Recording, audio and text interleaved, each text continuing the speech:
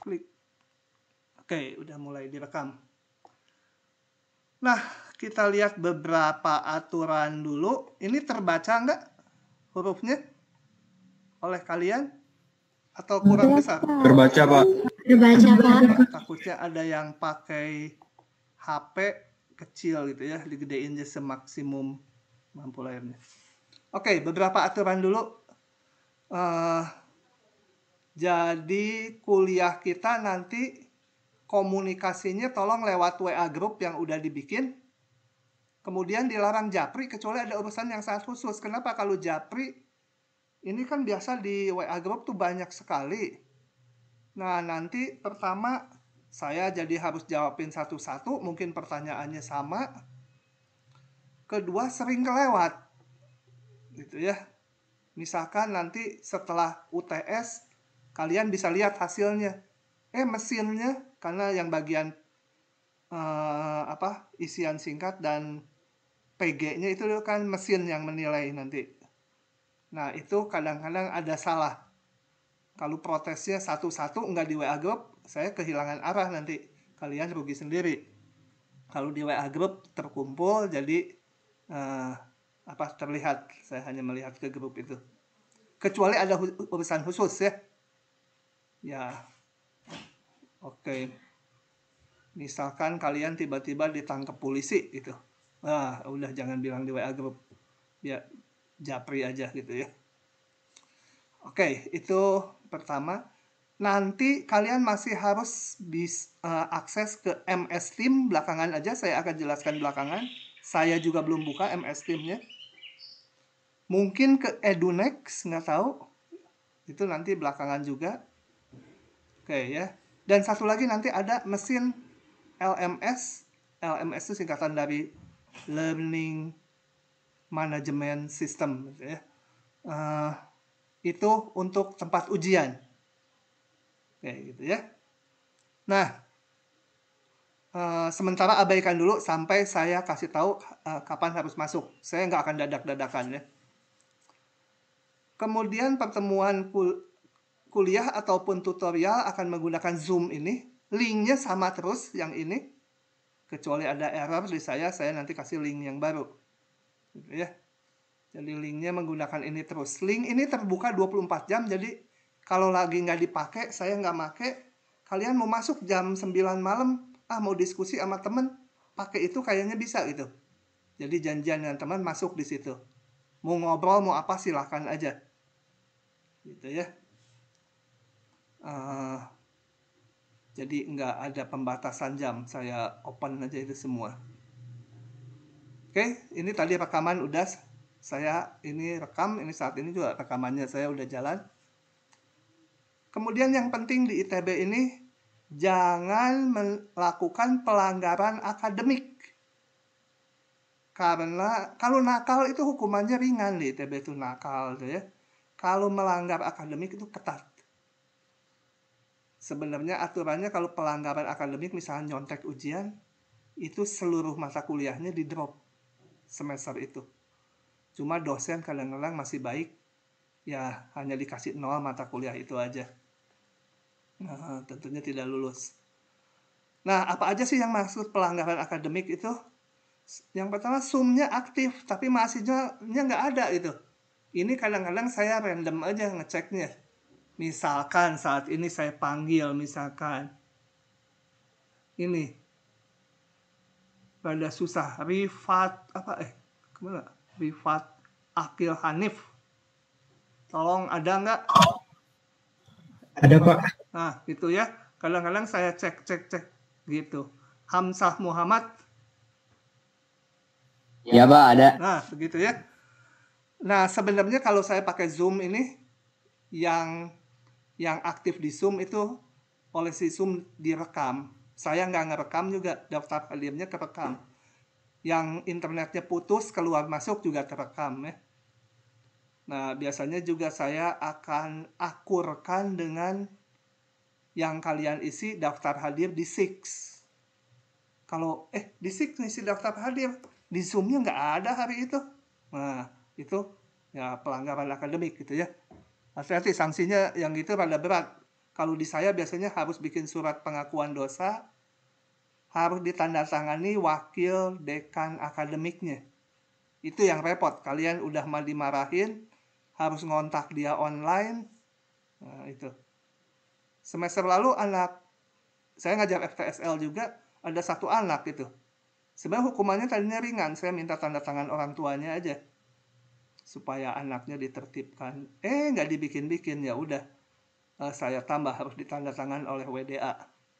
Itu kasusnya di Zoom-nya ada, dipanggil nggak ada. Kalau dipanggil nggak ada mungkin memang lagi ke toilet atau apa, itu dimaklumi. Saya panggil 15 menit lagi nggak ada.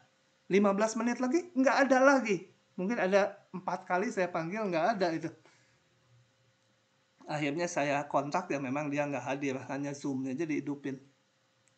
Jadi, nah, kemudian yang berat ini melakukan percontekan selama kuis atau ujian atau PR. PR kalian boleh diskusi, boleh lihat, tapi tulis sendiri gitu ya. Dan kerjakan sendiri itu. Kalau kalian hanya nyalin itu rugi sebenarnya, jadi bodoh sendiri itu ya. Oke. Nah, itu kira-kira yang masuk pelanggaran akademik. Kemudian perkuliahan dengan saya, kalian boleh hadir, boleh tidak ada sanksinya. Yang tadi sanksi itu kalau membohong. Di Zoom-nya ada, orangnya nggak ada itu. Nah, itu baru dihukum. Tapi misalkan, lihat diktatnya saya mah udah ngerti sekali yang gini. Nanti pertemuan hari Kamis mah nggak usah hadir. Nggak apa-apa, nggak hadir, jangan ngisi presensi, nggak ada hukumannya, nggak mengurangi nilai. Syukur-syukur kalau bolos semua setiap kali pertemuan. Saya nganggur, nanti nggak usah ngajar gitu ya. Bisa juga sebenarnya saya putar aja rekaman kuliah tahun lalu. Tapi janganlah. Nggak benar juga. Kayak gitu ya. Jadi kehadiran tidak mempengaruhi nilai kalian sama sekali, tapi jangan dijadikan curang malah gitu. Oke. Kemudian daftar hadir biasanya saya buka yang di Six ya, mengisi sendiri 15 menit sebelum kuliah sampai akhir kuliah. Jadi kalau sekarang jam 9 kuliahnya, saya 8.45 udah bisa kalian isi daftar hadirnya sampai pukul 11. Setelah itu kalian nggak bisa ngisi lagi. Kalau lupa, bagaimana kalau lupa tadi nggak ngisi? Lapor di WA Group. Nanti kalau yang lupa masih saya maafkan, boleh ngisi, jamnya saya perpanjang, tapi harus ada hukuman sedikit, hukuman ringan itu ya. Itu bukan pelanggaran akademik. Oke, ini tadi udah ketidakhadiran tidak mengurangi nilai kalian sama sekali. Ini akses ke Six, mesin Six ya, CX, seringnya dosen nyebutnya Six aja supaya gampang. Oke. Kemudian nanti ada kegiatan kuis bersama fakultas, KBF disingkatnya, kuis bersama fakultas KBF. KBF itu ada 4 kali, bentuk soalnya nanti ada pilihan ganda, ada isian singkat, ada soal esai mungkin 1 setiap kali kuis. Itu barengan se-FTSL semuanya. Dilakukannya soalnya sama, cuma soalnya nanti diacak, dan soal yang sama pun dikasih parameter menghindari percontekan. Jadi misalkan menentukan akar persamaan kuadrat dari AX kuadrat tambah BX tambah C sama dengan 0. Nah, ABC-nya itu beda-beda dan muncul soalnya beda-beda, dan kalian mengerjakannya nggak bisa mundur. Jadi kalau si A ketemu soal nomor 1, si B ketemu nomor 1, mungkin beda soalnya. Kalau udah dijawab, nggak bisa balik lagi. Begitu submit, keluar nomor 2, nomor 1 udah nggak bisa balik lagi. Ya, kita terpaksa bikin gitu menghindari percontekannya. Selain diacak, angka-angka di soalnya juga beda-beda. Bikin repot itu. Bikin soal gitu, saya 1 soal bisa 2 jam, bisa lebih. 1 soal. Gitu. Tapi dikeroyok ya bikinnya sama dosen-dosen sefakultas. Nah, untuk itu nanti kuisnya akan dilakukan di mesin LMS yang namanya ini. Ya. Oke, jadi kalian nanti untuk bisa mengakses ke kelas yang ada di sini untuk kuis. Kalau ujian kemungkinan di mesin yang lain lagi, nanti aja ujian. Yang pasti kuis dulu. Nanti tolong kalian harus mengaktifasi, ya kayak kita bikin Zoom, dikasih kode aktivasinya gitu ya. Ini juga ada.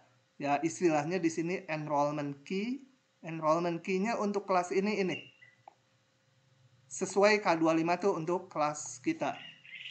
Kalau yang mahasiswa kelas 26 ya nanti ininya K26. Kalian jangan salah ini ya. Karena kalau salah nomornya kalian bisa enrollment pakai K26 itu. Tapi nanti terdaftarnya di kelas 26. Pas kuis saya nggak ada datanya. Ini semua dilakukan mesin, hati-hati. Mesinnya melaporkan ke saya nggak ada nama ini. Ternyata ada di itu. Salah waktu enrollment key-nya. Juga jangan 2 kali. Kalau enrollment-nya udah K25, saya mau tahu yang K26, saya juga enrollment ke 26. Nanti pindah itu. Yang 25-nya mati, kalian jadi tertampungnya di kelas 26. Jadi ini sekali dan yang teliti gitu ya. Oke. Bahas silabus nanti sebentar. Saya yang 8 dulu. Kemudian ini ada anjuran software yang bisa dipakai membantu kalian belajar. Ujian juga kita nggak bisa membatasi kalau pakai software. Nah, tapi di kuliah ini saya akan menggunakan software ini, GeoGebra. GeoGebra ini kalian bisa download dengan gratis. Ini freeware ya, open source. Ini buat gambar grafik, mau grafik 1 dimensi, 2 dimensi itu enak sekali. Nanti kalau saat diperlukan saya demokan. Mungkin nggak semua kelas akan menggunakan ini ya, hanya beberapa dosen yang menggunakan ini. GeoGebra-nya tentunya nggak diujikan, tapi akan membantu kalian kalau mau ngeplot grafik gitu ya. Dan hitungan-hitungan ringkas. Yang lebih kompleks ada softwarenya Maple. Maple ini berbayar. Kalau memang ada yang minat, nanti saya upload. Saya punya bajakan. Jadi jangan dilaporin polisi. Nanti kalian nggak dapat dosen. Nanti saya bisa upload di bahan kuliah. Aduh, udah kerekam lagi ya. Nah, biarin aja omongannya tadi. Kalau yang ini, kalian search aja di Google ya ini. Kecil programnya, di-download sendiri. Namanya GeoGebra Classic kalau nggak salah. Tapi cari search GeoGebra aja. Oke, sekarang sebentar mau saya hilang. Oh, ini. Saya mau bahas silabusnya dulu. Silabusnya udah saya letakkan di link yang bahan kuliah. Oh ya, sedikit saya mau kasih tahu ada hal yang perlu sedikit sebentar. Saya aktifkan dulu ya. Ini internetnya. Sebentar.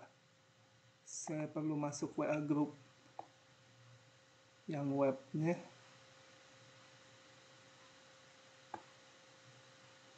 Coba bentar. Masih loading dia.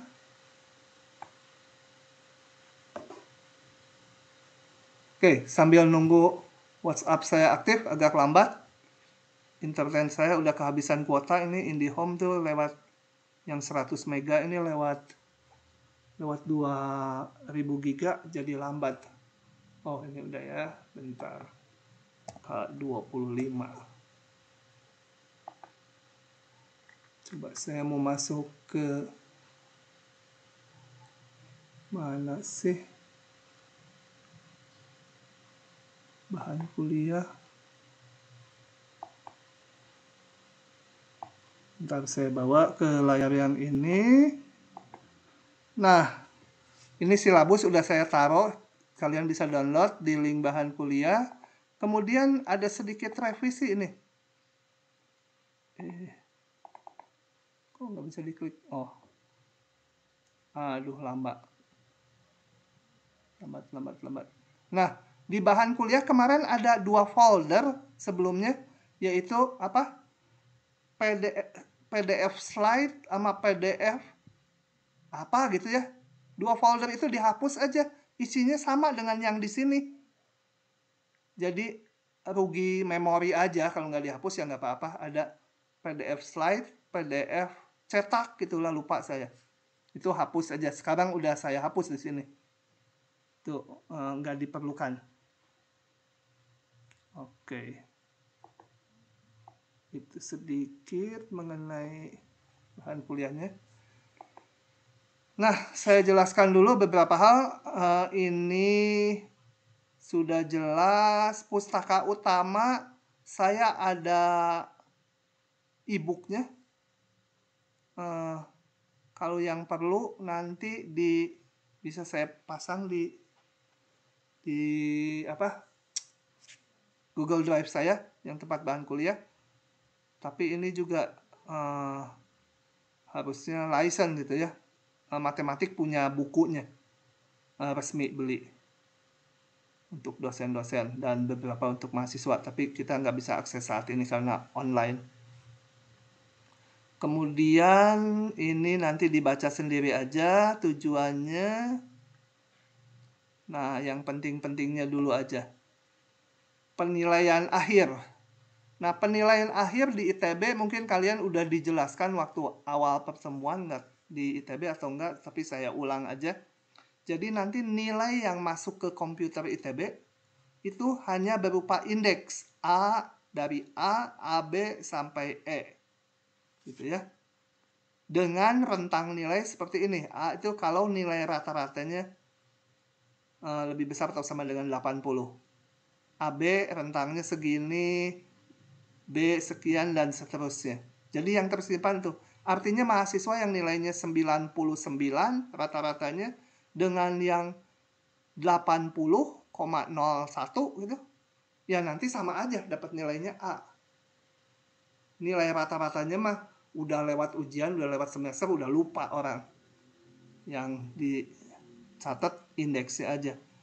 Biasanya sangat bahagia sekali kalau nilainya itu 80 pas. Aduh, asik A-nya gitu ya. Kalau 99 mah terasa biasa-biasa A gitu. Sebel malah si itu beda 20 sama saya kok sama-sama A gitu ya. Tapi ya begitu. Tapi jangan diusahakan di batas jadinya saya nyantai aja 80 gitu ya. Tentunya ujian sebaik mungkin. Sebentar saya tes dulu, ini suaranya dan tampilannya terlihat dengan jelas tidak? Iya Pak. Lihat Pak. Jelas Pak. Jelas Pak. Nanti kalau internetnya di saya ada masalah, kadang-kadang saya nggak tahu, ngomong aja gitu dan mahasiswanya diem aja gitu. Tahu-tahu udah kelewat 5 menit. Tolong kalau ada putus internetnya, kalian salah satu miss call ke saya ya. Karena saya nggak sadar nanti ngomong terus. HP nggak saya lihat kalau ada WA. Jadi tolong miss call WA aja. Jadi saya nanti lihat kalau ada miss call sih. Oke. Ujiannya ini nanti ada ujian tengah semester. Bobotnya sekian dari skala 100. Jadi ujiannya nanti diskalakan 100, diambil sekian persen. Waktunya ini. Ujian akhir semester bobotnya sama. Karena bahannya juga kurang lebih 50%, 50%. Jadi waktu ujian akhir, yang depan udah nggak ikut lagi. Tetapi kalau matematik itu kan sambung menyambung. Tentunya alat-alat dasar yang depan waktu UAS harus tahu juga. Tapi soal-soalnya nggak diujikan khusus yang depan lagi.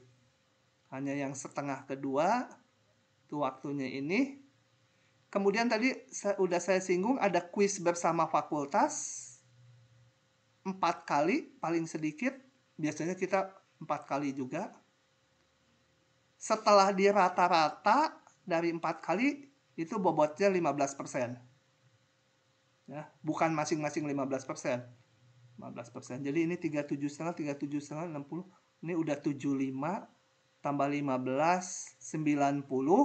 Nah, ada ini tugas-tugas dari dosen yang tiap kelas mungkin beda-beda. Ya. Itu bobotnya 10%. Saya ini akan ngambil nilainya dari kuis kelas. Kuis kelas bisa mendadak, bisa esai soalnya. Biasanya saya esai. Pas kuliah ini nerangin teori. Ada ini satu soal bagus, udah kuis aja langsung gitu. Ya. Dan PR nanti kalian setiap minggu, mulai minggu kedua nanti akan menerima soal-soal tutorial banyak, mungkin 20 soal.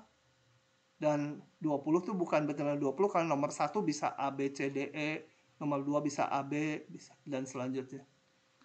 Nah, nanti itu soal tutorial itu akan saya bagi 3.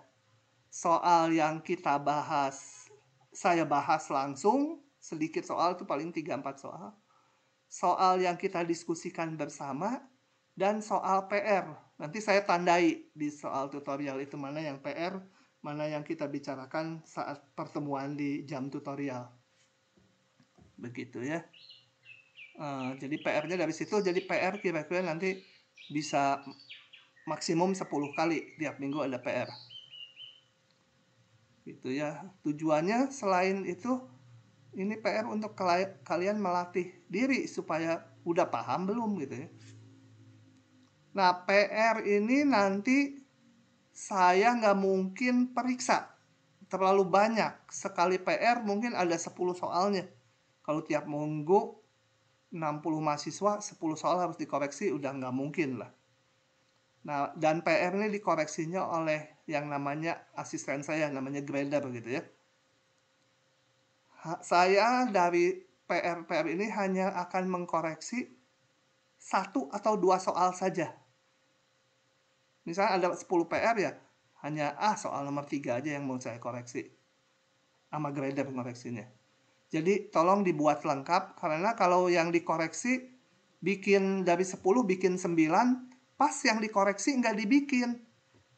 Rugi, jadi seolah-olah nggak PR-nya nggak masuk gitu ya, nggak ada nilainya.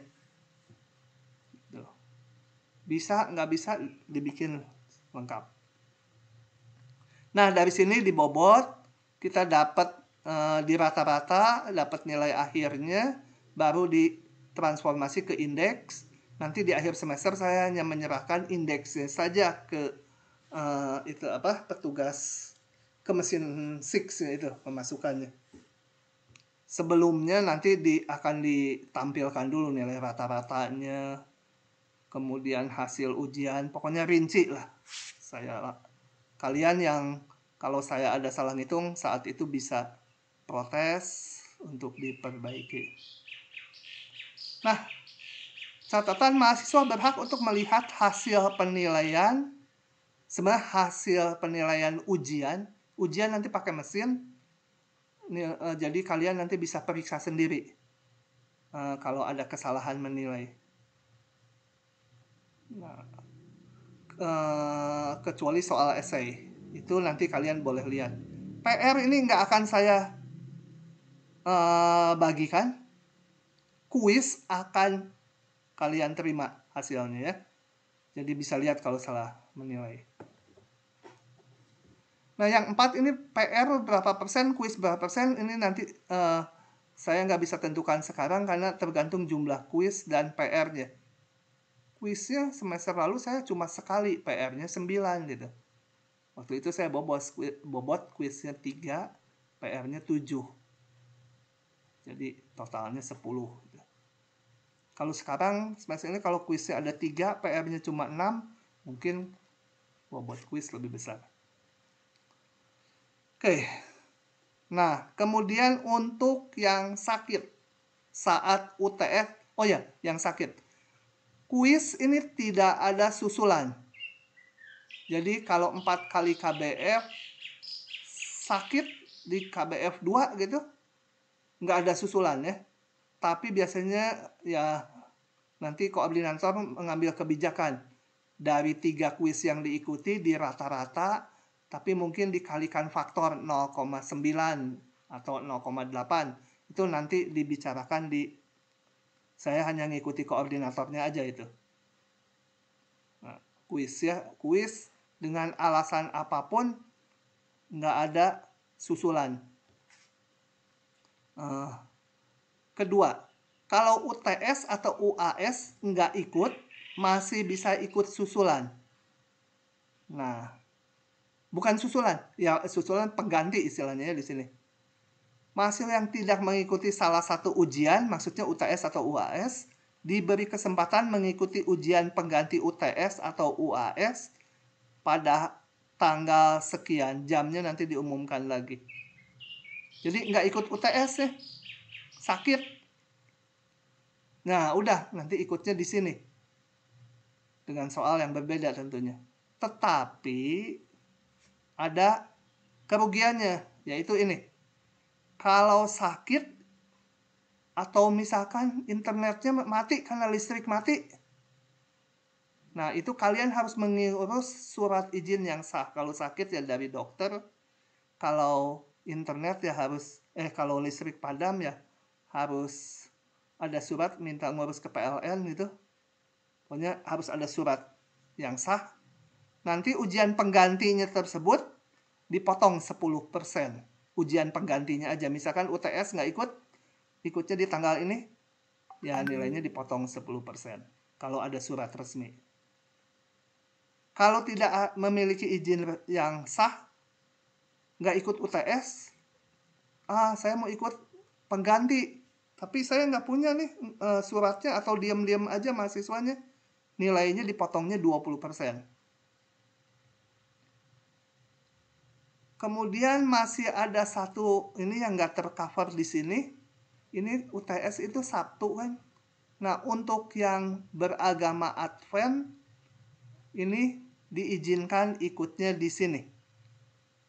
Jadi nggak ikut di sini, tetapi harus melampirkan surat bukti beragama Advent. Di scan aja, kirimkan ke WA grup ke saya. Nanti ujiannya di sini. Kalau yang beragama Advent ini nggak dipotong, ya, meskipun ikutnya di ujian pengganti itu nggak dipotong. Koordinatornya nggak berani motong, takut kalau yang Advent nanti dipotong dimarahin sama Tuhannya. Oke, gitu. Moga-moga nggak ada yang Advent ya. Moga-moga harapan saya supaya saya nggak repot. Ini ngurusin di sininya. Lupa gitu, dosennya lupa. Aduh, nggak melaporkan yang Advent ini. Koordinatornya nanti nggak mau tahu. Nah, mahasiswa sendiri udah lapor gitu ke saya. Repot ke saya kalau terjadi gitu. Oh, tanya sekarang aja, ada yang nggak Advent nggak? Biar saya tahu dulu. Lapor aja. Jangan diam-diam. Ada yang agama Advent? Oke, kalau nggak ada.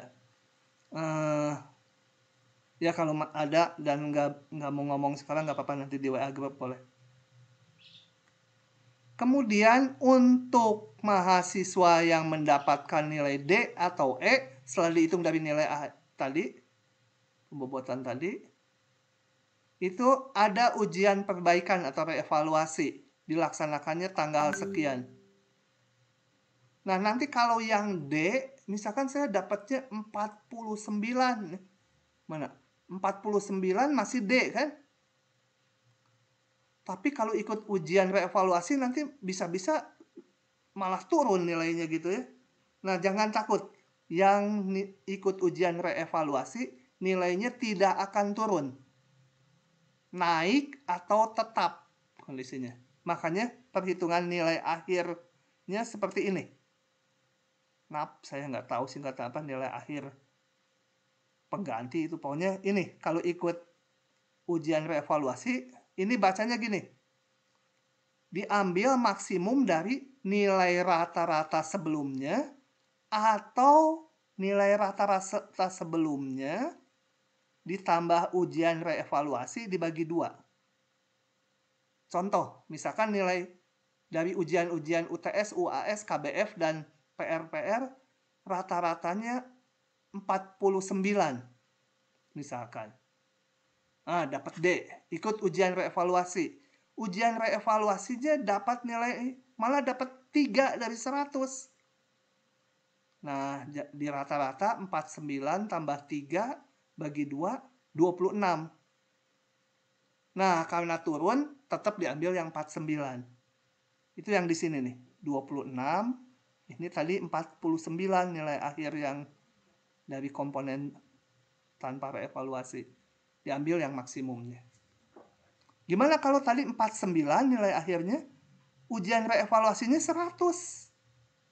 Jadi nilai akhir tadi 49 ditambah 100 bagi 2. 74,5 ya. Nah, meskipun 74,5, nilainya tetap C. Jadi yang ikut ujian reevaluasi maksimum nilainya C. Gitu ya. Tapi nggak akan turun dari nilai sebelumnya. Jadi kalau D, ikut aja gitu ya. Oke. Oh ya, selama saya menjelaskan kalau ada yang nggak dipahami langsung nanya aja ya. Jangan nunggu selesai, nanti setelah selesai kuliah juga gitu. Nanti kuliah udah 5 halaman, yang depan tadi yang mana itu udah lupa yang ditanyakan. Kemudian tidak ada ujian susulan bagi mahasiswa yang berhalangan mengikuti. Salah, ini dulu. Jika mahasiswa tidak mengikuti UTS atau UAS, tadi ada ujian pengganti. Nah, tapi misalkan bandel, saya UTS udah 100 misalkan. UAS nggak mau ikut, penggantinya juga saya nggak mau ikut. Dari UTS aja dengan KBF dan ini, katakan saya masih bisa nilai BC gitu. Setelah dibobot dengan UAS-nya 0, nggak ikutan. Pengganti UAS-nya juga nggak mau diikuti, nggak ikutan. Itu nggak boleh. Kalau nggak ikut UTS atau penggantinya, atau nggak ikut UAS atau penggantinya, kalian langsung nilainya E. Udah nggak dihitung lagi rata-ratanya. Jadi UTS dan UAS wajib diikuti atau penggantinya. Gitu ya. Komponen itu nggak boleh hilang. Itu yang 5. Kemudian tidak ada ujian susulan bagi mahasiswa yang berhalangan mengikuti ujian reevaluasi atau pengganti. Artinya, waktu UTS misalnya sakit, pas ujian pengganti sakit lagi, nggak bisa ujian. Ya udah, tahun depan ngulang gitu. Udah nggak lulus.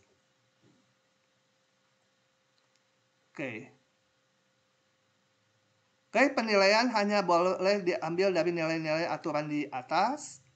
Karena ini kuliah paralel, sekian puluh kelas, setiap dosen harus mentaati aturan ini. Artinya, nggak bisa di akhir bilang nanti mahasiswa, Pak dikasih tugas tambahan ini, itu, nggak bisa ya. Kecuali kalau nanti kalian kuliah di tingkat 2, dosennya hanya ngajar kelas kalian saja, biasanya ada kebijakan-kebijakan seperti itu. Kalau ini karena paralel, sekian puluh kelas, aturannya ketat, harus sama.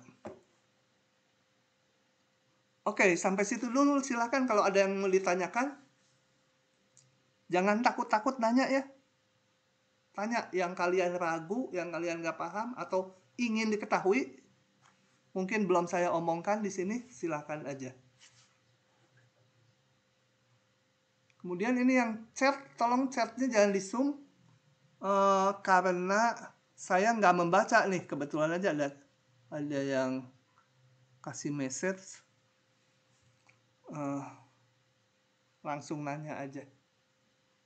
Ada pertanyaan? Nggak ada? Udah paham bener aturannya? Pak, saya mau nanya, Pak. Ya? Itu untuk pembuatan surat misalkan nggak bisa ikut UAS gitu. Ada tata cara pembuatan surat izinnya nggak, Pak? Terus ngasih ke siapanya gitu, Pak? Nggak ada yang khusus, tapi yang pengalaman semester kemarin tuh, kalau sakit surat dokter gitu ya, atau puskesmas, pokoknya ada dokternya, formatnya bebas, nanti difotokan, dikirim ke saya, ke WA group aja. Atau kalau sakit boleh japri lah. Ya. Oke. Oke, Pak. Kalau Makasih, Pak. listrik PLN. Tapi listrik seringkali sama koordinator nggak diterima karena kalau internetnya dari listrik kan masih ada HP gitu. Pakai mobile data bisa. Gitu ya, ujian bisa di HP juga. Jadi sebaiknya kalau ujian di double kalian. Ada HP, ada laptop, atau ada HP, ada desktop gitu. Nah, begitu. Oke, Pak. Formatnya bebas ya. Kemudian ada lagi? Saya mau nanya Pak, misalnya waktu ujian itu jaringannya jelek gimana tuh Pak? Jaringannya jelek. Dibagusin lah tuh. Hah? Ntar, hal gitu terjadi juga. Rasanya kalau nggak bisa masuk saat ujian itu, oh ya belum saya bahas ini yang 2. Untuk masuk ke servernya itu diberi toleransi waktu 20 menit. Nah, kalau nggak bisa masuk, tolong lapor karena nanti saat ujian dosen-dosen harusnya memonitor. Contohnya kelas ini lapor ke WA grup saya. Jangan lapor pas 20 menit. Katakan ujian jam 8 mulainya. Udah 2 menit, 3 menit nggak bisa login. Tapi yang terjadi ya semester lalu, tapi internetnya kalau ke tempat lain jalan gitu, ke Google kemana, Google gitu jalan. Ke mesin ITB nggak bisa masuk. Nah, itu tolong segera lapor. Nanti dicarikan masalahnya, ada yang memonitor servernya. Kalau masih nggak bisa juga, nanti pokoknya dicarikan. Saya sebenarnya karena saya kebetulan koordinator lab di matematik, bisa memberi akses lewat dengan cara di remote komputer yang di matematik. Asal internetnya jalan. Internet kalian jalan tapi nggak bisa masuk ke mesin ujiannya. Nah, ini bisa nge-remote komputer yang di ITB, dari situ baru masuk ke mesin ujiannya.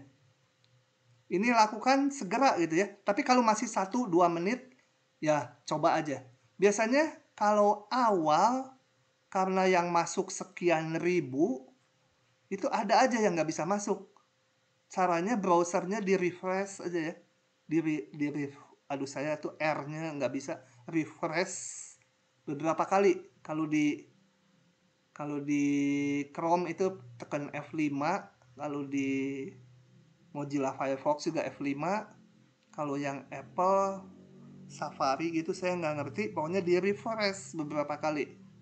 Soal juga kalau muncul, loh kok yang keluar kode-kode gitu. Harusnya tanda integral tapi keluarnya kode-kode. Di refresh itu penting gitu ya.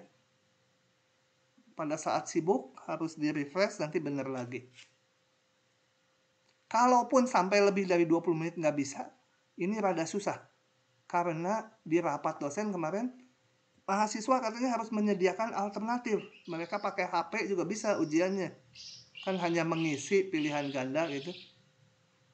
Nah, jadi kalau saat UTS dan UAS, tolong diusahakan ada cadangan. Internetnya kalau bisa ada yang langganan dan yang ada langganan rumah atau yang lewat Indosat atau Telkomsel gitu ya, yang di HP-nya. Usahakan semaksimal mungkin dulu itu. Kasus-kasus di luar itu biasanya nanti setelah ujian dirunding kan. Putusannya nanti tergantung rapat. Oke, itu yang bisa saya jawab. Silakan kalau masih ada lagi. Kak, permisi izin bertanya. Kalau misalkan ada keterlambatan gitu, terus berarti waktu pengerjaannya tetap sama atau ngurang gitu? Enggak, waktunya tetap. Artinya kalau ujian jam 8, saya baru bisa masuk jam 8 lebih 10. Nah, kalau ujiannya 1 jam, nanti dihitungnya jadi 8 lebih 10. Gitu ya, nggak akan kehilangan waktu. Tetapi kalau udah lebih dari 20 menit, nggak bisa masuk. Jadi kalau udah 20 menit, baru lapor. dosennya biasanya juga, loh kalau lapor sekarang gitu. Jadi kalau memang nggak bisa, udah kira-kira 3-5 menit nggak bisa, segera lapor aja. Udah di refresh, udah di apa, nggak bisa, lapor. Gitu ya. Jangan nunggu terlalu lama. Waktu begitu masuk, Oke deh, Pak. begitu masuk baru dihitung counternya, mulai menit ke 0 itu. Nggak akan kehilangan waktu ujian. Oke, Pak, makasih. Oke. Sama ini, Pak, Mm-mm. kalau di rumah aku tuh ya, karena daerah-daerah tinggi gitu, kalau misalkan mati lampu tuh sama sinyal-sinyalnya jelek gitu, Pak. Ah, Jadi kadang-kadang susah kalau iya. mati lampu. Iya, kamu pas ujian, kamu di mana? Di gunung-gunung? Saya juga di gunung ini. Ya, aku di ini, Pak, ujung Berung atas, Hah? ke Cijambe atas di Bandung. Jambe. Saya juga di Dekat. Gunung Batu ini, di gunung tuh, Gunung Batu. Iya, Pak, pokoknya ujung Berung kan langganan mati lampu ya, Pak, PLN-nya. Sama sinyal-sinyalnya suka jelek, Pak. Oh, gitu. Ya, Iya. ya. Nanti kalau ujian mau usahain atau ke rumah saudara dulu atau kemana? Atau nongkrong di depan Jalan Oke, Ganesa, Pak. nanti saya kasih sinyal di situ. Oke, oke, Pak, Tolong makasih. diusahakan aja itu, nanti rugi mahasiswanya kalau terjadi hal-hal gitu tuh. Karena di rapat nanti kalau ada 35 dosen rapat, 25 bilang, oh itu dia nggak mencari dari awal, nggak antisipasi, susah. Koordinator juga harus memutuskan, oh yang itu udah nggak bisa gitu, nggak bisa dikasih toleransi itu. Kayak begitu. Kemudian yang penting lagi, tolong karena ini ujiannya ada soal PG, ada ujian, ada isian terstruktur. Yang isian itu kerja seteliti mungkin. Karena apa? Kalau nggak teliti, ya salah. Karena mesin memeriksa nilai akhirnya. Nggak melihat jalannya. Kalau ujian biasa yang onsite gitu ya, bukan online gini, dosen biasanya kalau jalannya udah betul, salah ngitung aja, masih dikasih nilai 9 dari 10. 90% dianggap betul. Ini nggak bisa kita. Gimana caranya gitu? Kan prosesnya nggak terlihat. Jadi harus teliti. Kalau PG masih mending, kalian pilihan ganda kan, nggak ada yang cocok nih, pasti mungkin saya salah ngitung gitu. Tapi kalau yang isian, nah itu kan kalian ngitung, kemudian mengisi angkanya. Kalau salah hitung itu. Ini memang juga dikeluhkan dosennya, sehingga mahasiswa yang pinter tapi nggak teliti, jadi pada salah gitu. Ya mau gimana lagi, kita nggak tahu lagi menanganinya untuk hal yang ini. Jadi biasanya soal PG lebih banyak sedikit dari isian singkat, karena isian ini sensitif untuk terhadap ketelitian ngitung. Nanti ada toleransi angkanya ya, jadi misal hitungannya 2,376, diminta nulisnya hanya 2 angka di belakang koma, jadi 2,376 ditulisnya 2,38. Tapi ada yang nulis 2,37, nanti masih saya toleransi. Gitu ya. Oke. Begitu. Aduh, hampir sejam tapi nggak apa-apa lah. Oh ya, kuliah kita jadwalnya. Yang saya catat itu jadwal kuliah, tulis di sini.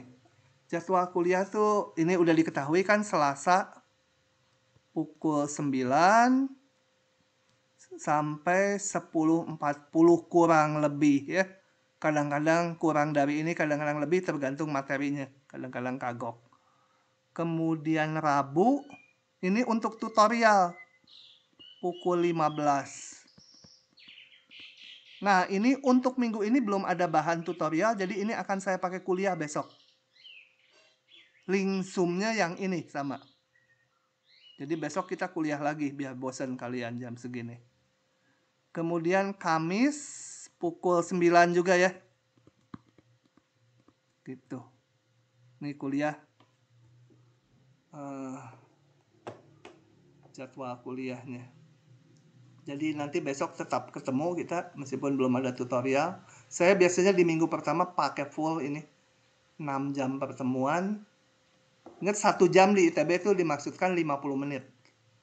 Nah ini 6 jam pertemuan saya pakai full supaya bahannya nggak ketinggalan. Oke.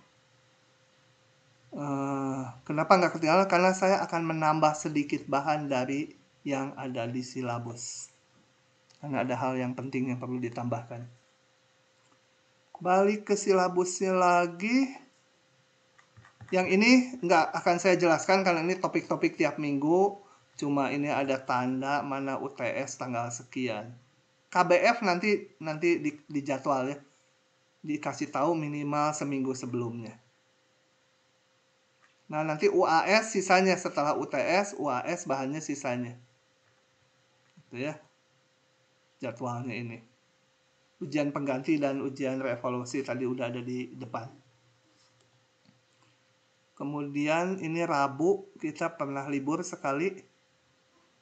Karena libur nanti kita lihat aja bahannya, kalau bahan kita nggak ketinggalan ya udah libur, kalau ketinggalan dari jadwal silabusnya ini ya kepaksa kita cari pengganti. Atau enak kuliahnya malam, mau nggak kuliahnya diganti malam aja? Kuliah malam jam 9 malam gitu. Biar yang di Indonesia Timur jam 11 malam nanti. Enggak lah ya. Kalau darurat aja. Saya ganti. Oke, itu silabus. Saya rasa silahkan kalau mau ada yang ditanyakan. Ini buku e-booknya kalian perlu nggak? Kalau perlu, saya isi nanti di bahan upload ke bahan kuliah, tapi mungkin sehari aja udah gitu saya hapus lagi. Rada khawatir saya ngupload gitu tuh nanti ada mahasiswa yang nakal, saya dilaporin polisi, polisinya akses, benar ini. Boleh Pak kalau berkenan Pak. Boleh Pak, boleh. Jangan dilaporin polisi ya, nanti saya masuk suka miskin 1 bulan. Iya siap Pak. Oke Aman Pak. Pak, aman Pak. Aman Pak. Aman. Nanti kalau sampai sore belum ada, lapor ya sampai jam 6 sore, karena nanti jam 1 nanti jam 11 saya kuliah lagi, jam 1 saya mau ke ITB sebentar, baru sore nanti saya upload. Oke. Saya tutup silabusnya. Nah, oh ya ini nama saya gitu ya. Diktatnya udah ada di bahan kuliah. Ini yang bagian 00 pengantar dan penjelasan. Saya mau jelaskan dulu tentang apa pemakaian diktat ini. Diktat ini nanti akan diupload sebenarnya resmi di web TPB tapi mereka belum siap, jadi saya upload sendiri di Google Drive saya. Ini baca yang penting aja. Susunan file ini folder-foldernya jangan dirubah gitu ya. Mana sih? Ini harus ini PDF-nya di sini. Kemudian kalian ada beberapa folder lagi. Kalau ini saya banyak karena ini ada source-nya. Gambar-gambar waktu saya bikin diktatnya. Yang kalian hanya ada demo teori, GIF, sound mungkin. Nah, itu susunannya harus seperti ini. Folder-foldernya. Kalau kalian yang di dalam demo teori gitu, kalian ini pindahkan kemana gitu, nanti pas diklik linknya jadi nggak jalan. Susunannya jangan diubah. Nah, kemudian nanti di dalam diktatnya kadang ada yang berwarna seperti ini, bintang hijau. Ini bisa diklik. Jadi ada soal, pinggirnya ada ginian, kalian klik nanti keluar solusinya. Kalau yang pinggirnya kuning gini, bintang ungu dengan pinggiran kuning, itu nggak bisa kalian klik, saya aja yang bisa ngeklik. Itu soal-soal latihan yang saya nggak berikan solusinya. Kayak yang ini bisa diklik, klik gitu. Nah, keluarlah. Gitu ya. Kalau nanti keluar jawaban soalnya. Nah, saya nggak buka videonya karena ini share screen kagok juga. Jadi saya lihatkan aja saya seperti ini. mukanya. Sekarang sih udah berubah, ini 40 tahun lalu. Sekarang udah tua sekali gitu, jadi nggak berani dibuka. Udah nggak pakai kacamata saya karena bulan lalu udah operasi katarak, ganti lensa. Sekarang udah nggak perlu pakai kacamata karena lensanya pakai yang bagus, plus sama minusnya hilang. Kalau pakai lensa yang biasa itu hanya minusnya hilang, plusnya nyisa sedikit. Oke. Jadi itu yang lainnya nanti aja sesuai perkuliahan ya.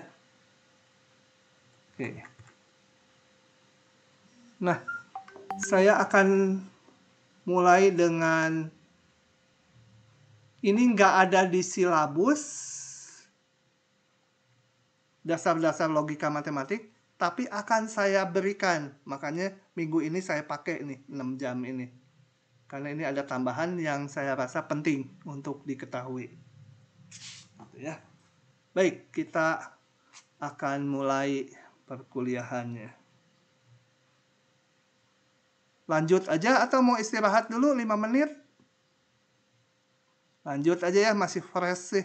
Belum ada yang susah. Boleh lanjut, Kak. Nanti kalau udah bahan yang susah baru kalian udah pusing, itu kita istirahat dulu, itu 5 menit boleh.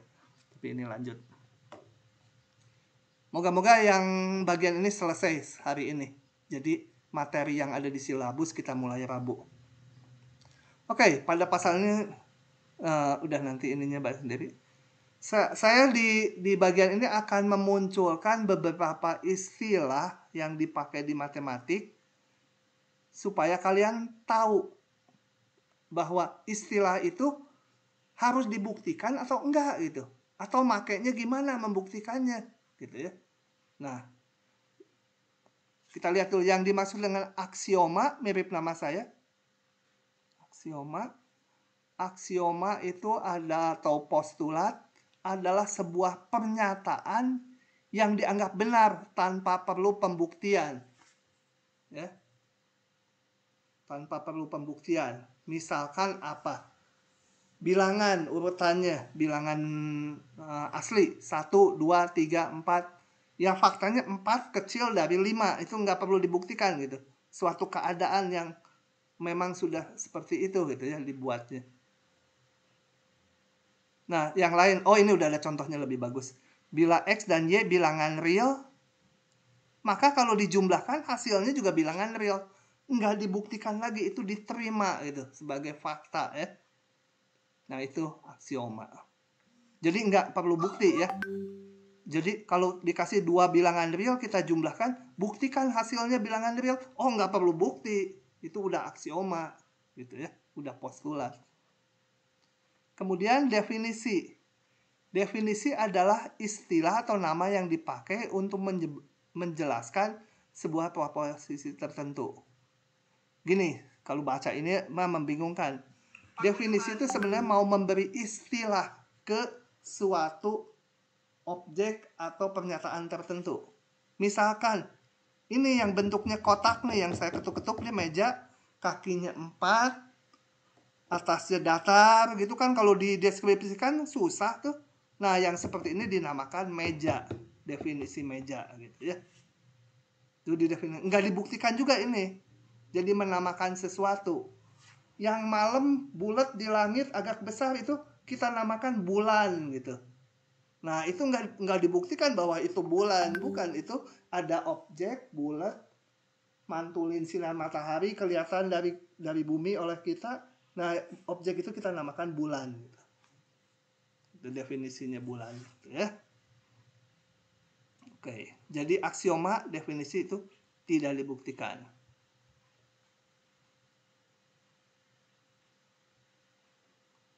Kemudian ini istilah bilangan prima, orang mendefinisikan apa itu bilangan prima? Yaitu sebuah bilangan bulat yang hanya dapat dibagi oleh bilangan itu sendiri dan oleh 1. Contoh 5 hanya bisa dibagi oleh 5 dan 1. 7 hanya bisa dibagi 5 dan 1. Nah, itu prima. Kalau 9 bisa dibagi 9, bisa dibagi 1, bisa dibagi 3. Bisa dibagi 3.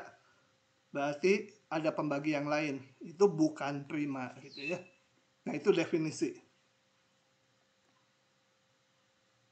Oke.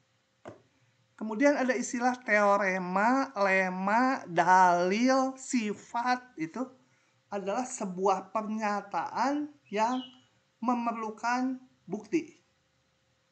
Kita lihat contohnya. Gini. Jika n kuadrat bilangan genap, maka n-nya pasti genap. Kalau kuadratnya genap, pasti bilangan tersebut genap. Gitu. Misalkan gitu ya. N-nya harus bilangan bulat dulu ya. N-nya bilangan bulat. Kalau N-nya genap, maka N kuadratnya genap, maka N genap nanti. Kita buktikan belakangan. Kemudian ada yang namanya implikasi. Implikasi kalian udah kenal juga, ini semua udah dikenal di SMA. Yaitu hubungan jika maka. Hubungannya berbentuk jika kondisi P berlaku, maka kesimpulan Q juga berlaku gitu ya. Jika P maka Q. Atau ditulis singkat gini aja. Contohnya. Sebentar sebelum contohnya. Sebuah implikasi disebut benar bila untuk semua kondisi yang memenuhi premis itu P-nya kondisi P menyebabkan kesimpulan Q dipenuhi. Jadi kalau P-nya benar dan menyebabkan Q-nya juga jadi benar, itu maka implikasinya disebut benar. Sebaliknya implikasi disebut salah bila ada satu contoh yang memenuhi kondisi P, namanya premis, tapi menyebabkan kesimpulannya tidak dipenuhi. Gitu ya. Jadi untuk menyalahkan sebuah implikasi itu cukup ditunjukkan, ini ada contohnya. Kan salah tuh pernyataan itu. Nah, maka implikasi itu seluruhnya salah.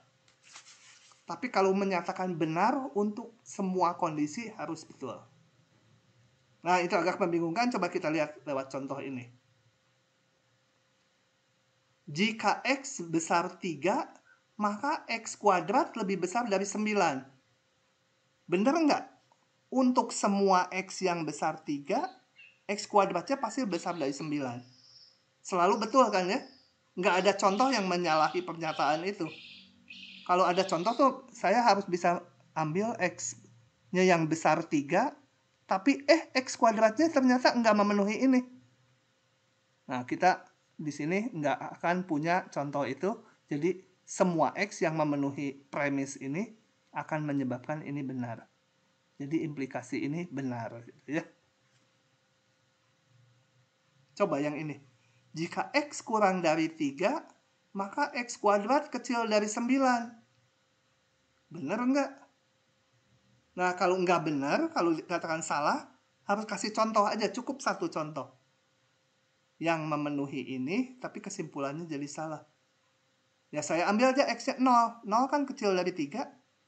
X-nya 0, 0 kuadrat. Benar kalau 0. Saya ambil X-nya min 5. Min 5 kan lebih kecil dari 3. Min 5 kuadrat enggak lebih kecil dari 9.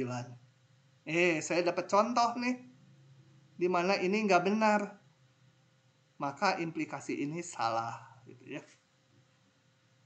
Oke. Begitu. Itu namanya implikasi. Ini benar salah? Coba yang ketiga. Ada yang jawab salah satu. Jika X-nya di antara ini, maka X-nya di antara ini. Kalau salah tuh berikan contoh X-nya. Saya ambil nih X-nya ini. Ruas kanan salah tuh. Benar salah? Benar, Pak. Benar ya? Benar, Pak. Berapapun X-nya kalau di antara 23, ya pasti X-nya masuk di antara 07. Jadi ini benar gitu. Itu maksud implikasi tadi ya. Ini benar nggak? Biasanya kalau untuk itu kita cari-cari supaya salah gitu. Berapa ambil X-nya supaya salah? Bisa nggak? Kalau nggak bisa ya mungkin benar. Yang nggak pakai jalan dulu ini, intuisi aja, nyoba-nyoba. Bener? Salah. Hah? Salah, Pak. Salah. X-nya berapa? Salah. Kalau salah, Tiga. Hah? Ya. Min 3. Min 3. X-nya min 3 ya. X-nya min 3 ini kan dipenuhi, ada di sini min 3. Tapi min 3 kuadrat tambah 1, 10, nggak lebih kecil dari 10. Ya, jadi ininya nggak dipenuhi yang ininya. Salah. Min 3,5 lebih-lebih lagi, nggak bisa ya memenuhi yang kiri, tapi kesimpulannya salah. Jadi implikasi ini salah. Oke. Nah, hati-hati implikasi jika P maka Q, jangan dibalik. Jika Q maka P juga itu. Itu nggak sama. Ilustrasinya yang tadi. Ini. Jika X besar 3, maka X kuadrat besar 9. Itu benar tadi udah ya. Sekarang saya balik, benar nggak? Belum tentu betul. Bisa betul, bisa salah ya. Tapi kalau bisa betul, bisa salah, di matematik dikatakan ya salah. Gitu. Kalau betul, harus betul untuk semua keadaan. Ini saya balik, jika ini, maka ini. Sekarang benar nggak? Oh, udah dijawab. Jika X kuadrat lebih besar dari 9, maka X besar 3. Ini salah ya. Kalau X kuadrat besar 9 kan X-nya nggak harus lebih besar 3. X-nya kecil dari min 3 juga bisa. X-nya min 4. Min 4 ini memenuhi, tapi ininya nggak dipenuhi. Jadi jangan dibalik-balik. Jika P maka Q. Jika Q gimana? Ya nggak tahu. P-nya bisa betul, bisa salah. Nah, ada lagi yang dinamakan prinsip kontrapositif, itu yang ekivalen ini. Jika P maka Q itu setara dengan jika tidak Q maka tidak P. Itu betul. Ya. Jadi kalau membuktikan rumus, kadang-kadang kita mau membuktikan ini, yang kita buktikan yang ininya. Karena membuktikan dari sininya kadang-kadang susah. Oke. Ilustrasinya ini. Jika X besar 3, maka X kuadrat besar 9. Itu udah betul ya. Itu bernilai benar implikasinya. Nah, ekivalen dengan kalau tidak ini artinya X kuadratnya lebih kecil sama dengan 9. Dia jadi di depan ya, tidak Q. Jika tidak ini, maka tidak ini. Ini pasti betul juga. Gitu ya. Tapi ini betul nggak? X kuadrat ke 9, maka X lebih kecil. Betul ya? Betul ya? Nah, betul ya. Kalau X kuadrat ini, maka ini. Bacanya jangan dibalik ya, jangan ini ke sana dari sini. Oke. Harusnya itu kan Pak. Harusnya X ada di antara min 3 sama 3. Iya. Berarti kesimpulan ini salah kalau kesimpulan gini kan. Ini saya ngambil dari sini, tidak P. Tidak P. Gitu ya. Kalau X-nya di sini, ini benar nggak? Ini aja sekotak. Sebentar, ini mana ya? Kok nggak muncul ininya? Sebentar. Saya mau nulis, gimana caranya di sini? Komen mana?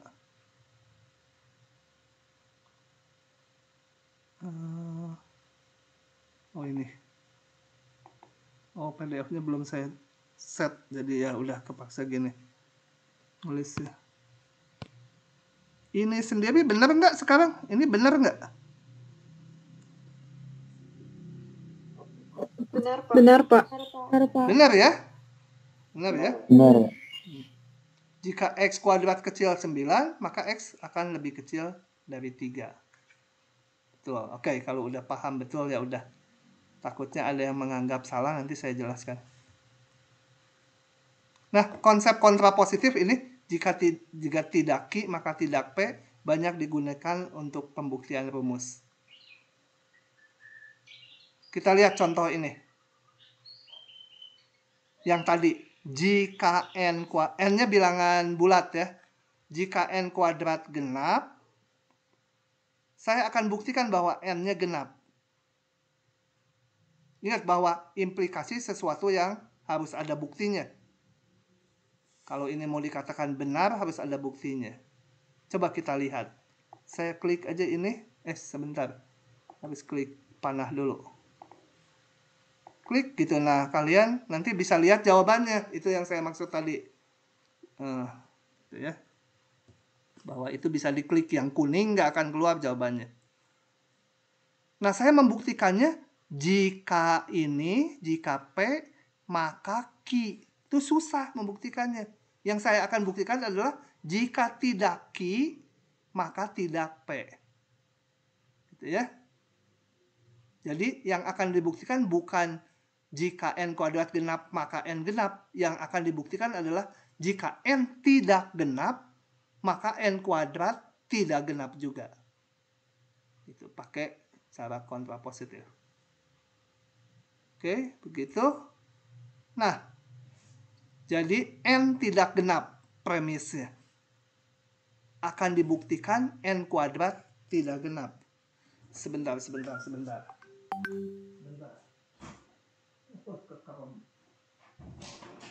Nah, jadi ini kita punya premis ini. Jadi karena n tidak genap, bisa saya tulis sebagai ini kan? N tidak genap. Berarti dia pasti bilangan ganjil. Sebenarnya bukan bilangan ganjil, istilah bakunya bilangan gasal ya. Nah, n tidak genap maka bisa ditulis seperti ini. Saya akan tunjukkan n kuadratnya juga tidak genap. Tinggal kita hitung aja. Ini menjadi ini. Nah, kita lihat ini. Ini pasti genap. 4 kali. Ini bulat kan K-nya ya. Ini pasti genap. Ini pasti genap 4 kali K. Maka kalau ditambah 1, pasti ini tidak genap. Dengan demikian saya sudah membuktikan bahwa n tidak genap, maka n kuadratnya juga tidak genap. Dengan demikian, bukti saya selesai. Gitu ya. Berarti berlaku kalau n kuadrat genap, maka n-nya genap. Paham ya? Kelihatannya diputar-putar, sebenarnya enggak. Semua dasar setiap barisnya ada alasannya. Oke. Balik lagi. Nah, kemudian ada yang namanya ini. Ini tuh gini, bahwa sebuah pernyataan itu selalu bernilai, pernyataannya bernilai benar atau ini salah. Ini dua-duanya P, ini salah. Pernyataan P benar atau pernyataan bukan P yang benar gitu. Pasti salah satu. P-nya yang benar atau bukan P yang benar. Kepakainya gini. Saya nggak mau baca ini, susah. Kita lihat aja ini. Tunjukkan akar 2 bilangan irasional. Oh, ini saya tunda aja ya.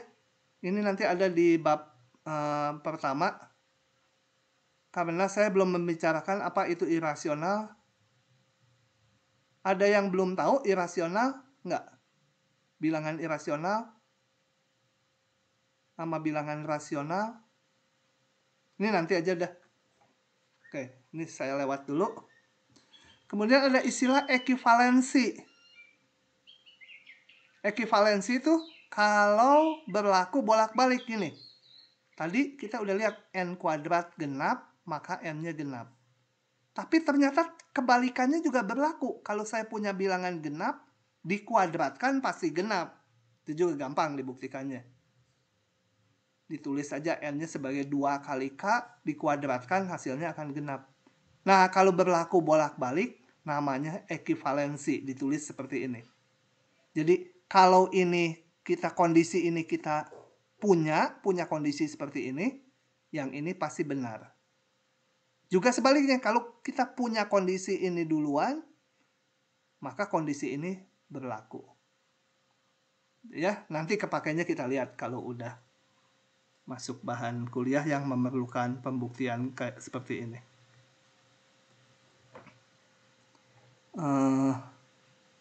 Nggak akan diujikan ya, yang gini-gini nggak akan diujikan. Ini hanya alat aja nanti kalau kita kuliah memerlukan alat-alat ini. Kemudian simbol-simbol relasi atau hubungan, bilangan, ini ada sekian macam, sama dengan simbolnya ini lebih kecil sama dengan, dan seterusnya.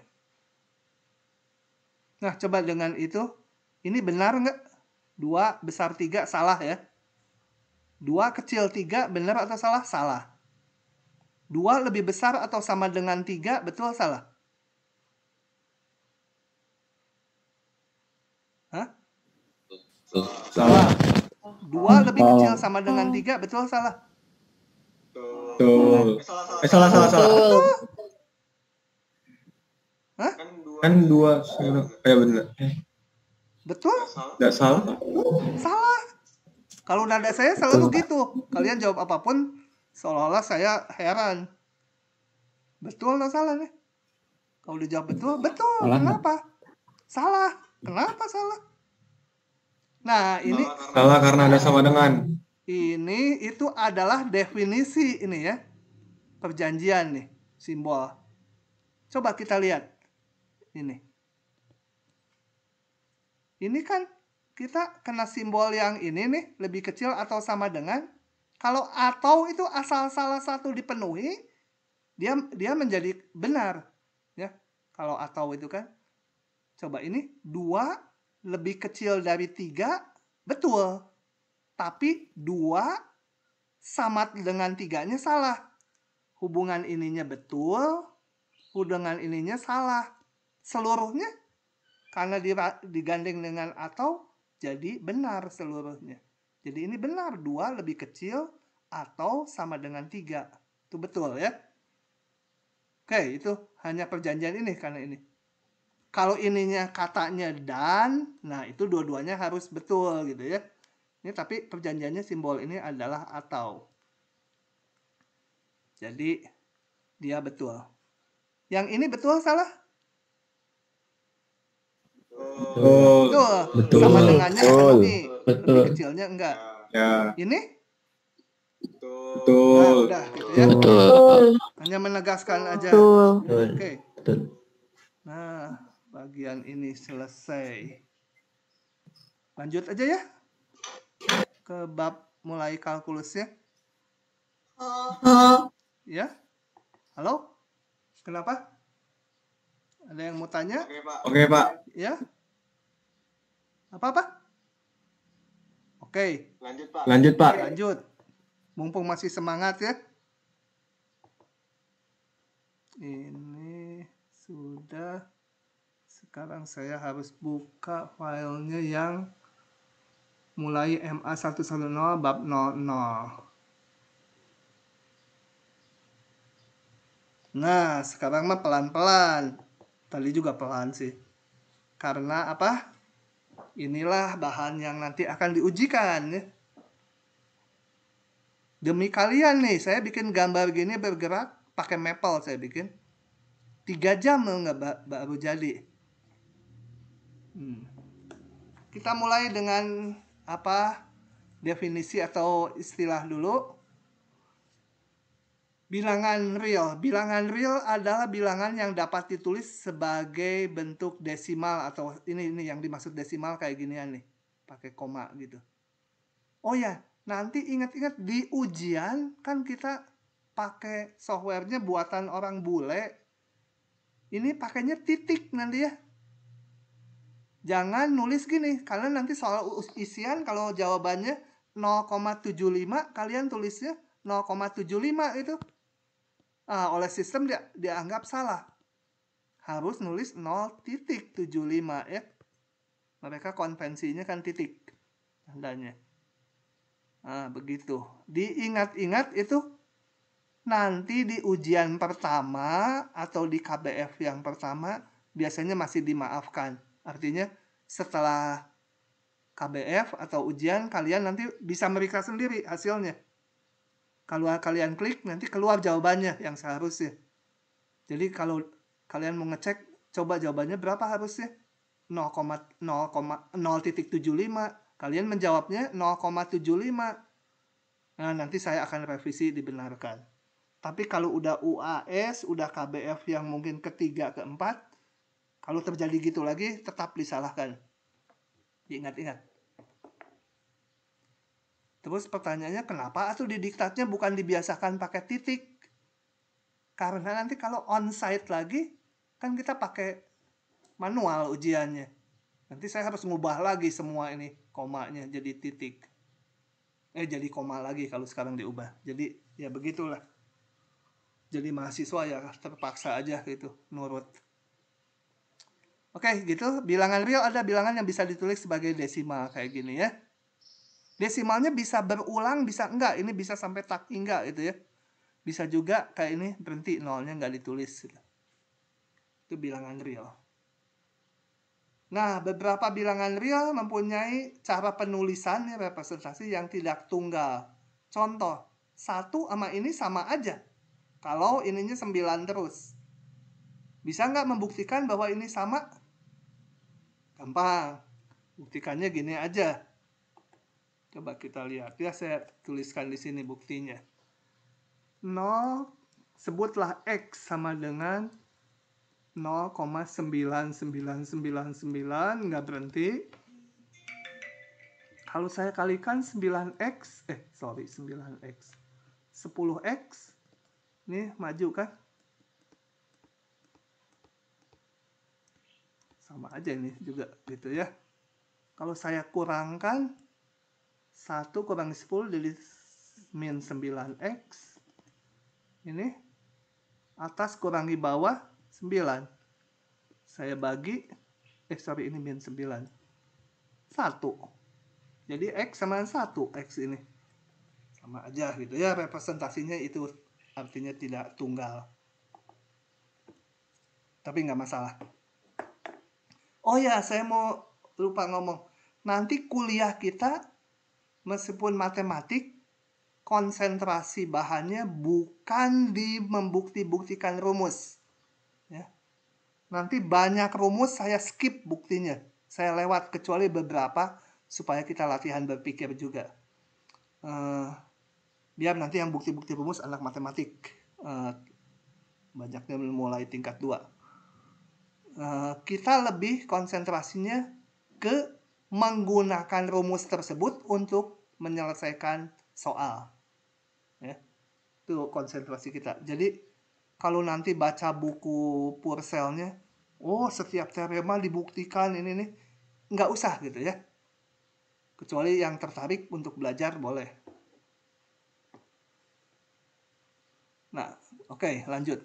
Bilangan real dapat digambarkan secara geometris, secara gambar gitu ya. Memakai garis lurus sebagai berikut.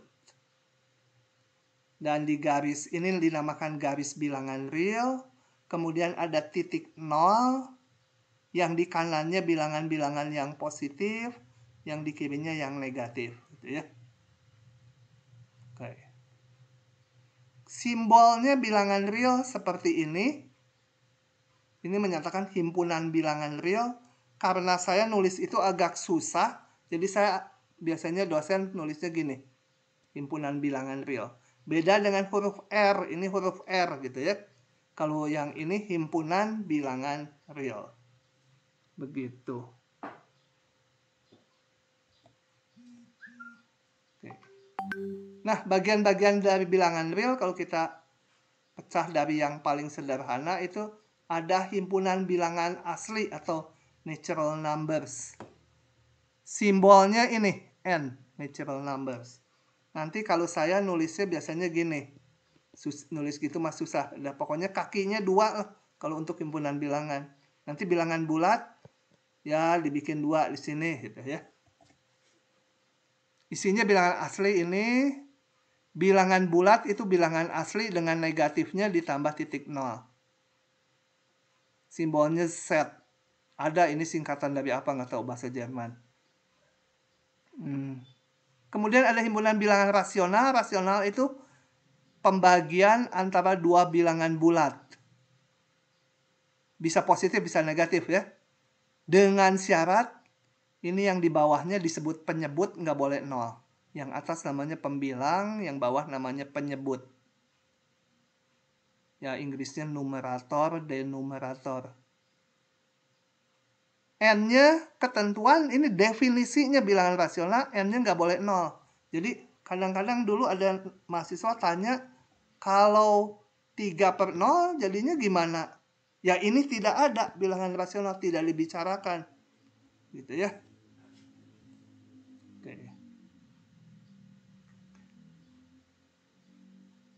Kemudian representasi bilangan rasional tidak tunggal, karena 2/3 bisa kita tulis 8/12, bisa min 4/6, jadi bisa banyak nulisnya.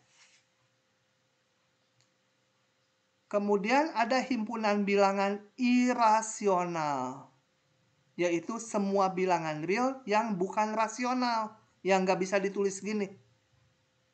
Ada itu, nanti kita buktikan bahwa nggak semua bilangan real bisa ditulis gini. Ada yang irasional. Himpunan bilangan irasional tidak mempunyai simbol khusus. Kenapa alasannya? Kalian bisa klik di sini. Ada itu mahasiswa nanya profesor di internet. Jadi saya masukkan di diktat ini. Kalau diklik ada penjelasannya, saya nggak akan buka itu, nggak terlalu penting buat kita. Kemudian ada simbol min tak hingga sama tak hingga. Perhatikan simbol ini bukan bilangan real. Ya, jadi bilangannya sama dengan tak hingga nggak ada. Ini hanya menyatakan bahwa bilangan tersebut membesar terus atau mengecil terus tanpa batas. Nah, ini balik ke yang tadi, yang saya skip waktu tadi ada bagiannya yang di logika yang di skip. Buktikan akar 2 adalah bilangan irasional. Kita lihat di sini buktinya. Makanya tadi saya skip dulu. Nggak akan diujikan yang gini ya, tapi ini yang sederhana ini buat latihan. Ini tadi kalau saya lagi ngambil pensil di Adobe-nya, ini diklik nggak mau tuh, nggak keluar. Ini saya klik. Ini harus ke panah dulu, baru bisa diklik. Nongol ya. Nah, prinsip tadi, apa namanya ya, yang pernyataan P benar atau negasi P yang benar. Itu kita pakai gini. Menggunakannya gini. Dengan konsep kontradiksi. Nah, saya akan membuktikan akar 2 bilangan irasional. Atau bukan bilangan rasional ya. Jadi akan membuktikan akar 2 irasional. Atau sama aja akar 2 bukan rasional. Nah, prinsip pembuktiannya gini. Pakai pengandaian. Diandaikan akar 2 rasional. Kalau ternyata nanti saya nulis ke bawah, saya jalankan, pokoknya nggak tahu gimana caranya, ketemu ini sesuatu yang nggak mungkin gitu. Setelah dijalankan ketemu misalkan 2 lebih besar 3. Nggak mungkin.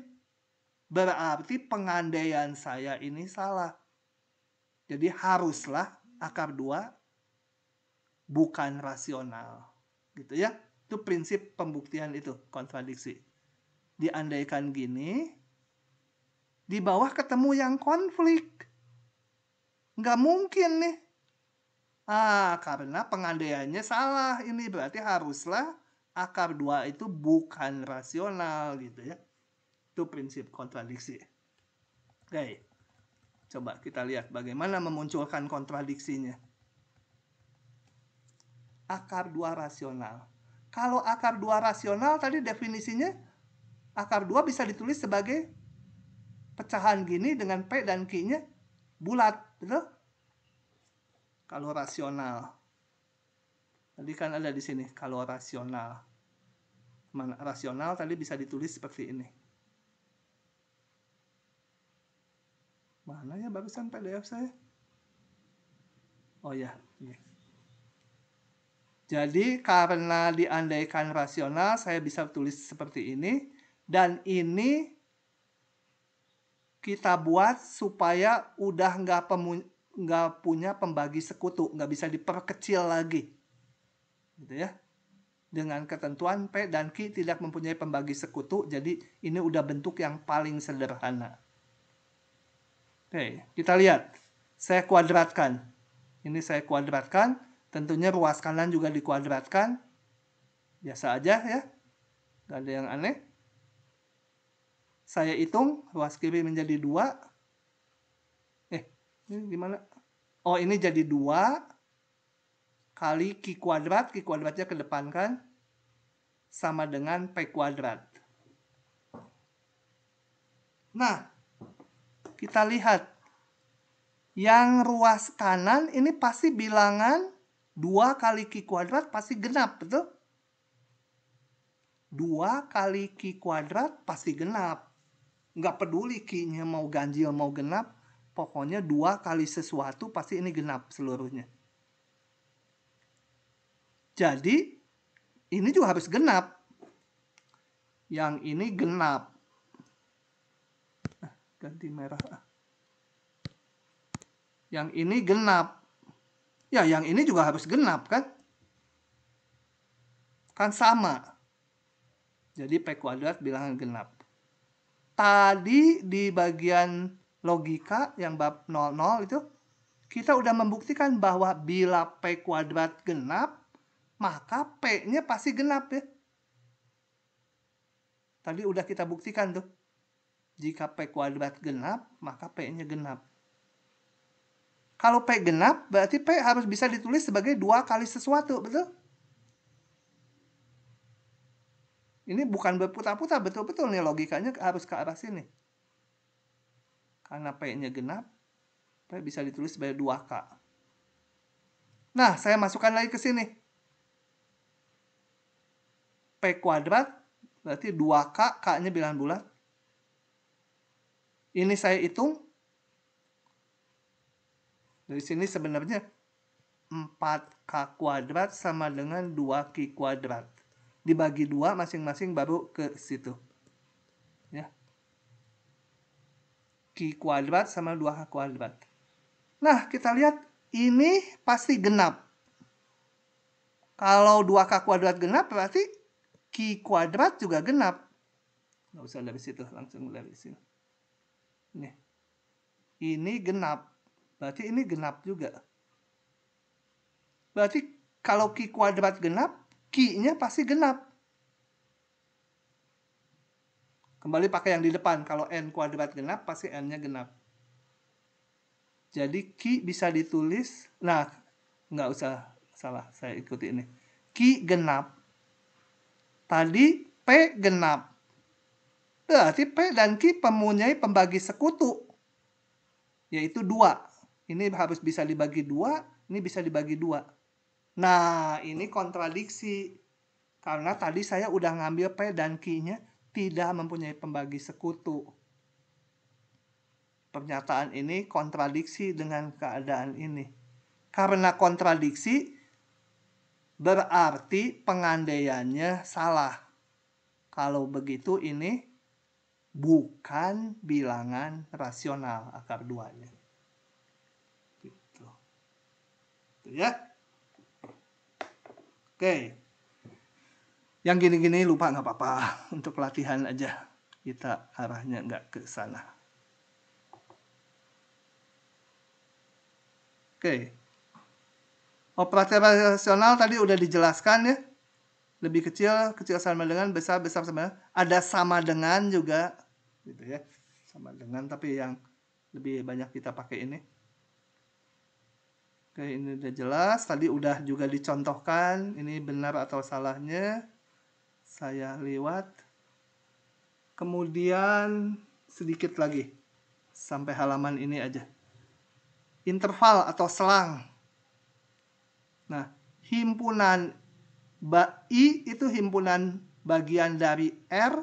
Nah, kalau simbol ini, mana pensilnya, ambil dulu. Ini diartikan I-nya nggak harus, bukan nggak harus, I-nya boleh sebagian dari R, boleh juga I-nya sama dengan R ya. Jadi kalau himpunan bagian, kita sepakati simbol himpunan bagian ini, I-nya boleh sama dengan R, boleh juga hanya sebagian dari R. Gitu. Jadi misalkan I-nya hanya berisi bilangan 1, 1,5, 3. Nah, itu kan himpunan bagian dari R. Boleh juga I-nya sama dengan R sendiri. Ya, dia himpunan bagian dari R. Itu yang saya maksud barusan. Oke, hapus dulu ini. Nah, I ini disebut interval bila I ini memiliki minimal 2 buah anggota. Coba kalau saya gambar di garis bilangan real. I ini harus mempunyai 2 anggota, misal A dan B. Dan semua bilangan real yang berada di antara keduanya harus termuat di I. Baru disebut interval. Jadi kalau saya punya interval itu misalkan gini, dari 1 sampai 5. Itu interval. Kenapa? Karena setiap 2 anggota yang saya ambil, seluruhnya masuk di I tersebut. Kalau I-nya ini ya. Kita lihat. Pilih yang ini dengan yang ini. Seluruhnya masuk di I. Gitu ya. Oke, itu interval. Hapus lagi. Nah, interval notasinya macam-macam. Gini. Kalau saya punya bilangan yang terletak antara A sampai B, A dan B-nya bilangannya misalkan 1 sampai 7 misalkan. Tapi ujungnya nggak masuk. Itu digambar gini. Atau boleh juga digambar seperti ini. Pakai kurung buka. Ini A, ini B. Mouse loncat-loncat. Nah, boleh pakai bolongan seperti ini, boleh juga pakai kurung buka. Ini artinya semua titik X antara A dan B kecuali ujung-ujungnya nggak masuk. Ini simbol himpunannya. Semua titik X yang terletak antara A dan B. Dikatakan interval buka. Nah, nanti supaya singkat diberi simbol juga ini. Gitu ya. Memang simbol ini jadi agak rancu dengan menyatakan titik di koordinat. Tapi nanti dari konteks soalnya nggak akan rancu.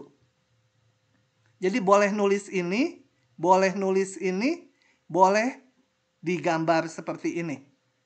Semua sama aja ya. Ini hanya menyingkat nih notasi ini. Kalau ujung-ujungnya masuk, ininya dikasih buletan penuh. Atau kalau digambar, boleh juga pakai kurung siku. Itu menyatakan ujungnya masuk. Kenapa ya? Cepai gitu. Nah, ini semua X yang ada di situ. Termasuk ujung-ujungnya. Apa karena digedein gitu? Nggak tahu. Ini dinamakan interval tutup. Simbolnya ini himpunan X. Di mana X-nya di antara AB dan ujung-ujungnya masuk. Itu diberi simbol ini. Nah, yang lain dari situ kalian bisa nebak sendiri. Kalau simbol ini berarti A-nya masuk, B-nya tidak masuk. Ini A-nya masuk, B-nya bolong. Atau seperti ini. Kalau sampai tak hingga, dari A sampai tak hingga, nulisnya A tak hingga. Tak hingga nggak pernah masuk ya. Nggak boleh dimasukkan tak hingga, karena itu menyatakan tanpa batas saja. Kalau A-nya masuk, gini. Kalau tak hingganya masuk gimana? Nggak boleh, tak hingga nggak masuk bilangan real. Jadi kalau ada tak hingga pasti ininya kurung buka semua. Bilangan real sendiri, ke kiri ke kanan tanpa batas, itu interval buka. Dua-duanya. Oke. Itu Saya ngintip dulu ke berikutnya. Ini nanti kita ketemu Rabu besok ya. Ini besok. Baik, hari ini sampai sini dulu. Kalau ada yang mau ditanyakan silahkan. Wah, pas 10.39. Silahkan. Tidak ada? Saya mau nanya apa? Saya mau nanya. Silakan. Misalnya dari tak hingga ke tak hingga, tapi ada bilangan yang tidak bisa dimasukin ke persamaannya, gimana Pak? Penulisan notasinya. Bentar. Nulis di sini ya.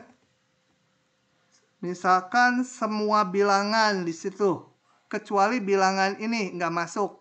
2 nggak masuk. 5 nggak masuk gitu ya. Kemudian apa?